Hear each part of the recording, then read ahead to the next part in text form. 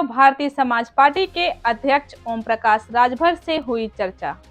खबर को विस्तार से जानेंगे, लेकिन उससे पहले लेते हैं एक छोटा सा ब्रेक।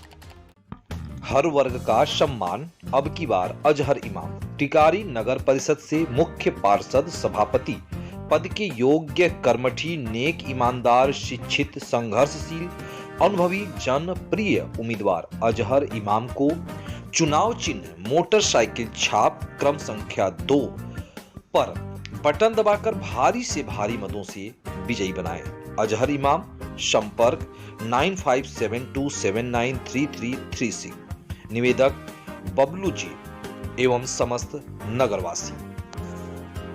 ब्रेक के बाद आप सभी का स्वागत है। खबर उत्तर प्रदेश के जनपद मऊ की, जहां आज 18 दिसंबर 2022 को भारतीय समाज पार्टी के राष्ट्रीय अध्यक्ष ओम प्रकाश राजभर से हुई चुनावी चर्चा, जिसमें ओम प्रकाश राजभर ने मीडिया से बात करते हुए बताया कि मैं चाहता हूं कि महिला को हर जगह आरक्षण मिले और महिला का सम्मान हो।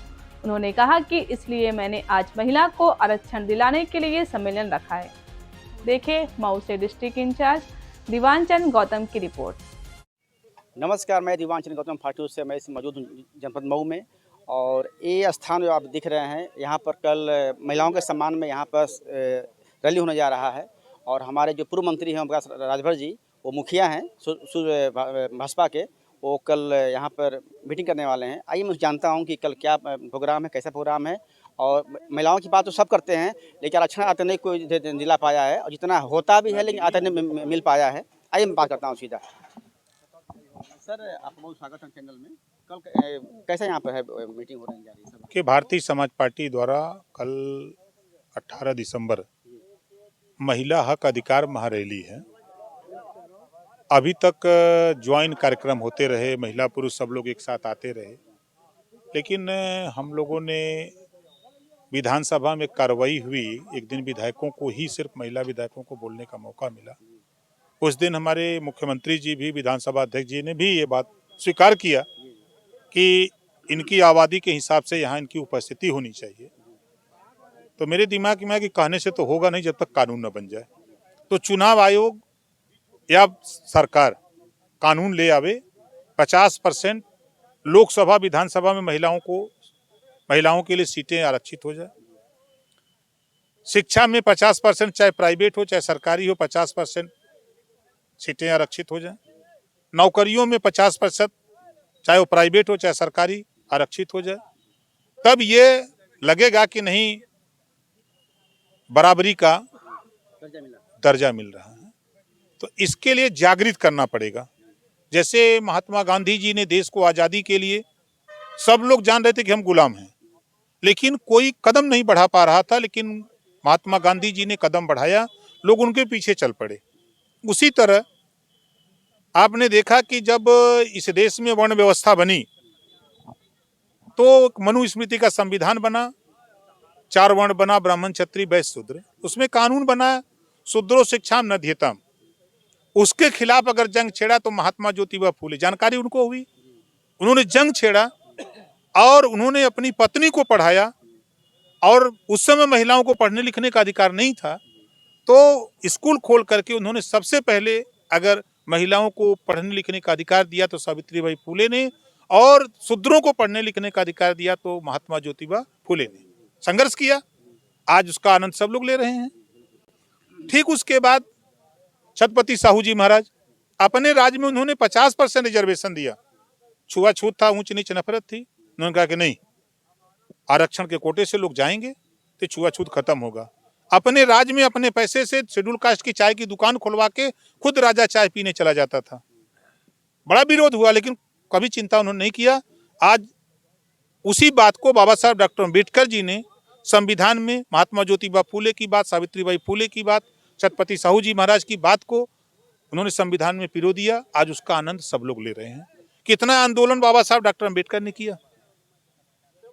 उसी लड़ाई को सीख लेकर के हम लोगों ने ये सोचा कि क्यों ना हम लोग, 50% आबादी नारी की है, तो नारी जगत को जागृत किया जाए और इनको अपने हक के लिए ललकारा जाए।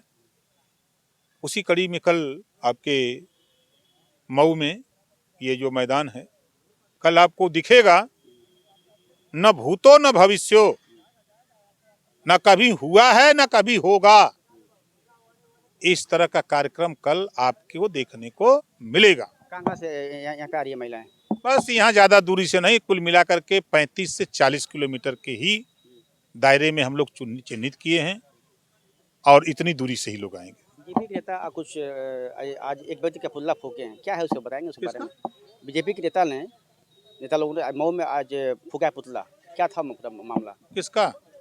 बीजेपी नेता लोग, वो किसी नेता के ऊपर, पाकिस्तानी कोई नेता है उसके ऊपर वो किया था, टिप्पणी किया था। हमको कोई मालूम नहीं है, उस विषय में कोई जानकारी नहीं है, क्या टिप्पणी किया है, क्यों फूका है। अब वो पुतला फूक के आनंद ले रहे हैं, उनकी राजनीति चमक रही है तो पुतला फूके। हम लोगों को तो भैया जो है हक अधिकार के लिए लड़ रहे हैं।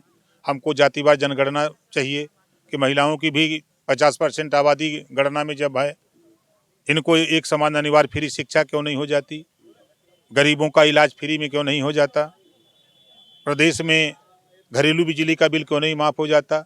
देख रहे हैं बिहार में भाजपा और आरजेडी आपस में भिड़े हैं शराबबंदी को लेकर के। नीतीश ने शराबबंदी किया है और बीजेपी लोग कह रहे हैं कि पी के मर गए, उनको पैसा दो, तो कह रहे हैं क्यों पिए, जब बंद है तो कहीं पी रहे हैं। देख रहे हैं बंद है ना। तो जब बिहार में शराब बंद है, गुजरात बंद है, पांडिचेरी बंद है, तो यूपी में क्यों नहीं बंद हो रहा है? ये बात महिलाओं को कल समझाया जाएगा। ये नारी शक्ति थी, ये समझाएगी। ये जब जोश और जुनून में जब आती हैं तो ट्रेन से भी टकरा जाती हैं, ये ताकत इनमें है। कौन सी ऐसी बात हो गई कि ये उमर राजभवन सभा से बाहर होना पड़ा या आप पढ़ी छोड़ दिए? अरे वो तलाक दे दिए तो हम कबूल कर लिए भाई। एक बार हुआ होगा ना सर? और कई बार होता है? तलाक तो 3 बार होता है, 3 बार होता है ना? नहीं, वो तलाक कह दिए, हम कह दिए कबूल कबूल कबूल। तो अभी संसद भवन में अभी बहुत जोरों पे चल रहा था जीएसटी वाला, अभी आजकल बहुत चल रहा था हर शहरों में, और अचानक वो बंद हो गया। चुनाव आ गया, निकाय चुनाव में जब मामला बिगड़ने लगा तो बंद। हाँ बंद। आखिर आरक्षण इस समय आपको कैसे आपको पड़ गया जलन की आरक्षण महिलाओं को? अरे हम सब दिन से लड़ते हैं, आज थोड़ा कर रहे हैं। हम लोगों ने बलिया में कौने सन में हुआ था सुनील जी? हमको अंदाजा कि 2019 में था सुनील जी, बलिया महिला सम्मेलन। जी 2019 19 में में था। था बलिया कार्यक्रम सर आप 2019 में बलिया में किया था। बनारस में कम से कम हम लोग 10 महिला सम्मेलन कर चुके, आजमगढ़ किए, गाजीपुर किए, हम लोग करते, मऊ में भी किए, ऐसा नहीं, लेकिन छोटे पैमाने पर हुआ।